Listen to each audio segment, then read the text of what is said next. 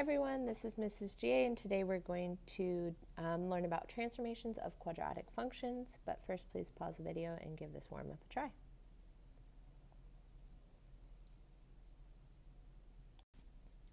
All right, go ahead and check your work.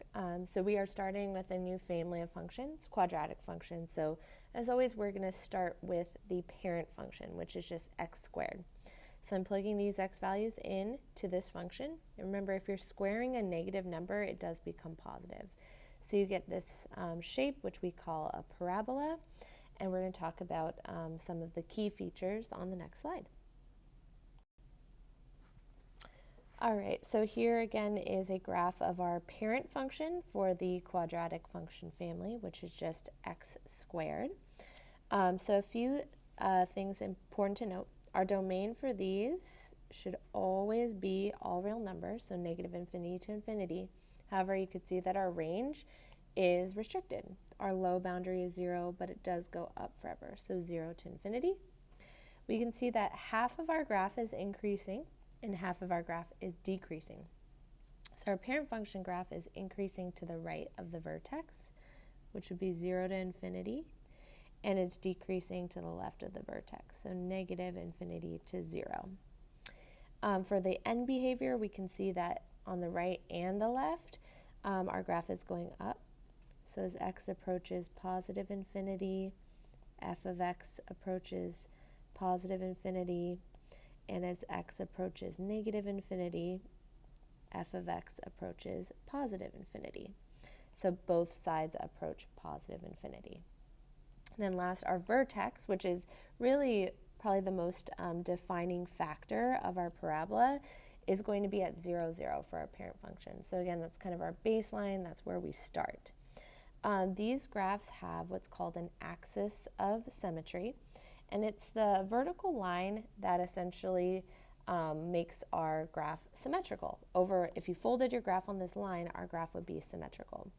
So to make your graph symmetrical, that vertical line should always go right through the vertex. And the way you make a vertical line equation is x equals. So it's always going to be x equals and then the x value of the vertex. And then another thing is that these graphs have what I like to call a vertical growth pattern. So a lot of functions, they have patterns that you can kind of replicate and use to save you time when you're graphing. And this vertical growth pattern is something that all quadratic functions will follow. So I want to look at a few of these points right here. Okay. So if I look at the vertical distance between the next consecutive point 1 unit to the right, so I can see that this vertical distance is 1. This vertical distance is 3. This vertical distance is 5. This vertical distance is 7. You can probably guess that the next vertical distance for the coordinate 1 unit to the right would be 9. So this is a pattern that all quadratics follow. I call it the 1, 3, 5 pattern. Now, of course, this can change if we stretch our graph or shrink our graph vertically, or if we reflect our graph, it's going to go down instead of up. However, we can adjust for that pattern by simply multiplying by our stretch or shrink factor. So I call that growth pattern, I say A times 1, 3, 5, where A is that vertical stretch or shrink. So we can just simply multiply our pattern and apply it to any transformed quadratic function. And then I did mention this in the warm-up, but the name for these types of graphs is a parabola. So quadratic functions have a specific name. This U shape is called a parabola. So today we're going to be graphing our quadratic functions with transformations. There's lots of different ways we're going to learn to graph these functions. There's many different forms of quadratic functions, but today we're going to start with something that we've already started learning about, which is transformations. So remember, these are the rules that we learned about in the last video. If you are multiplying by something in front, so notice it's in front of the x squared, it's not specifically grouped with x with parentheses, that's going to be a vertical stretch or shrink by a factor of a. And if a is bigger than 1, it's called a stretch. So stretch if A is bigger than 1, A shrink if A is between 0 and 1. And we consider A to always be positive. And then we can have that plus or minus specifically to your x value. So you'll see that it's going to be inside the stuff being squared. So it's specifically grouped with x, making it horizontal. And this will be a translation to the left or right. And just remember, if you add, it actually goes to the left, and if you subtract, it actually goes to the right. So it moves in the opposite direction. Then here you can see we're adding or subtracting outside of your quadratic function. So it's not specifically grouped with x, it's not being squared. So if you add k, we go up k, and if you subtract k, we go down k. And then the last is a negative out front. Again, it is not specifically grouped with x. If you saw parentheses around it and then it was being squared, that would be different. But this one is not specifically grouped with x, so it's really outside of the function, which makes it a reflection over the x-axis, which is vertical. So you might have noticed that I left out a couple of the transformations that we did learn about last class. So why aren't we seeing any horizontal stretches or shrinks? Well, you might see them, but if I ever saw a function like this, I wouldn't graph it from here. I would actually simplify it first. So if you have 2x quantity squared, I can actually rewrite this as 4x squared. So I'm squaring the 2, bringing it outside, and then I'm also squaring the x. So instead of having to treat this as a horizontal shrink by a factor of 1/2, I can simply treat it as a vertical stretch by a factor of 4, which is typically easier to do. So again, you may see an equation written like this, but before you graph it, I would recommend simplifying it and writing it like this. Then you might also be wondering, well, what about reflections over the y-axis, which would be something like this, where the x value is multiplied by -1. So it's kind of the same idea. You could work with this, you may see an equation like this, but this is also something that we can simplify. I can square the negative and the x, and I can simply write it like this. -1 squared is actually +1, and then x squared is just x squared. So you're now wondering, well, how is it possible that you just got rid of this negative? If you think about what our parent function looks like, it's already symmetrical across the y-axis. So if this transformation represents a reflection over the y-axis, and I actually did that to my graph, you would see that I would end up with the same graph. So this type of transformation actually does not affect our parent function. So rewriting it like this is completely legitimate and what I would recommend that you do. So again, we won't really be working with horizontal stretches or shrinks or reflections over the y-axis because we can simply rewrite the equation before we graph. Okay, let's give one of these a try. For these problems, we're going to start by looking at our function and describing the transformations we see. Then we're going to take coordinates from our parent function, which is going to be x squared for all of these, and we're going to transform the coordinates with rules.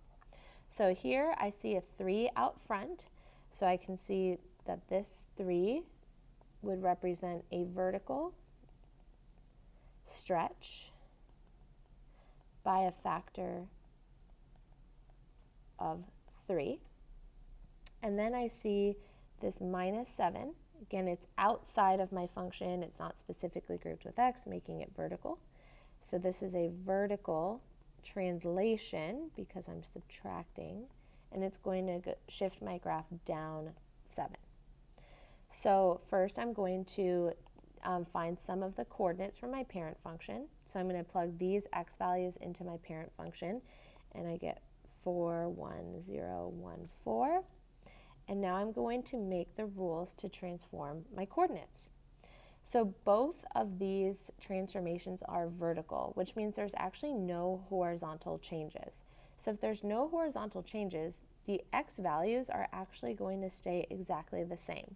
So the x values of your parent function are going to be the same as the x values of f of x. Now here I do see 2 vertical changes. So I'm going to apply both of these changes to my y value from the parent function. So a vertical stretch by a factor of 3 means I should multiply my y values by 3. So I'm going to multiply those y values, which I'm calling p of x, by 3. and that would apply the vertical stretch. And then I want to shift them down 7 by subtracting 7. So again, I'm taking these x value or these y values, and I'm multiplying them by 3, then subtracting 7. So 4 times 3 is 12, minus 7 is 5. 1 times 3 is 3, minus 7 is negative 4. 0 times 3 is 0, minus 7 is negative 7. 1 times 3 is 3, minus 7 is negative 4. And 4 times 3 is 12, minus 7 is 5. So these will be my transformed coordinates, and these are the ones that I'm going to plot. So I have negative 2, 5. I have negative 1, negative 4. I have 0, negative 7. And then I have 1, negative 4, and 2, positive 5. And I'm going to do my best to make that parabolic shape, kind of U-shaped graph. It can be hard when these graphs get pretty stretched out. Just make sure your graph is not pointy, so it's clear that it's not an absolute value function. And there you go. So if you know your rules of your transformations and you know what your parent function is, you can take the coordinates from your parent function and simply apply your transformation rules to transform the individual coordinates. All right, let's try another one together. So here I see two transformations. I see this negative out front, which I know is going to be a reflection over the x-axis. It is vertical in nature.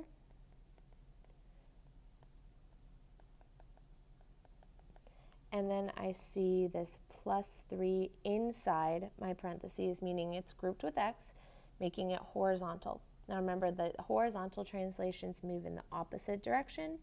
So this is a horizontal translation, left 3. Now I have the same parent function, right? My parent function is just x squared. So I have 4, 1, 0, 1, 4. Okay, let's transform our coordinates. So first, I'm going to look at my horizontal change, which is to the left 3. Now, if you want to move a coordinate to the left 3, you actually have to subtract 3 from the x value. So remember, what's happening here and what's happening here should always be opposites. If you want to move a coordinate to the left, you need to subtract 3.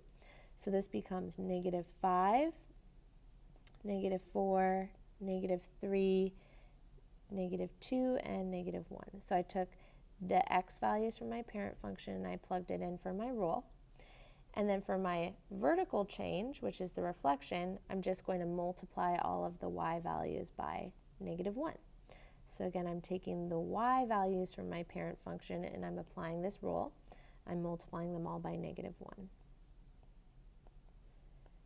And now if I plot those transformed coordinates, I will have my graph. So I have negative 5, negative 4, negative 4, negative 1, negative 3, 0, negative 2, negative 1, and negative 1, negative 4. And my graph will look something like this. And there you go. And you can kind of check to make sure that this makes sense. We know that our parent function, you don't have to graph this in, looks something like this. This is the general shape of our parent function.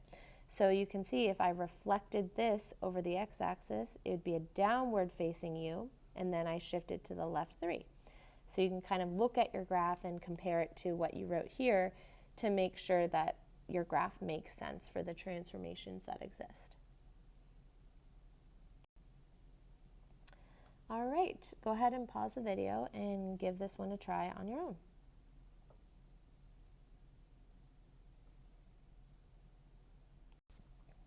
All right, go ahead and check your work here. So we have 4 transformations, a reflection over the x-axis, a vertical stretch by a factor of 3, horizontal translation right 2, and then a vertical translation up 9. So my only change to x should be adding 2, which will shift it to the right. And yes, it should be opposite from what you see in the equation. And then all of the other transformations are vertical. So you multiply your y values by -3, and then you add 9, and here's what your graph looks like. All right, that is all for today's video. Thank you so much for watching.